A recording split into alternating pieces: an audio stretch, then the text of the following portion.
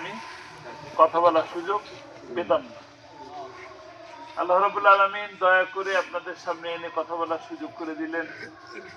উন্মুক্ত আকাশের নিচে খোলা মাঠে উঠানে এই যে সুযোগ করে দিলেন, এই সুযোগ করার পিছনে 2000 আমাদের সন্তান সমতুল্য ছাত্র ছাত্রীদের জীবন এবং 40,000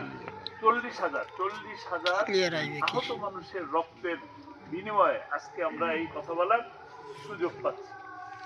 আপনারা এখানে যারা উপস্থিত আছেন আপনারা জানেন আমি 2018 সালের জাতীয় সংসদ নির্বাচনে আপনাদের নেসারাবাদের প্রার্থী ছিলাম। আমি তখন আসনটা ছিল নেসারাবাদ, নাজিরপুর, পিরোজপুর। মনে আছে আপনাদের? এখন যেমন নেসারাবাদ, ভান্ডারিয়া, কাউখালী, তখন ছিল পিরোজপুরের সাথে, তখন এই আসনটা ছিল 1, এখন হয়ে গেছে 2। কিন্তু আপনারা আমাকে দেখতে পাইছেন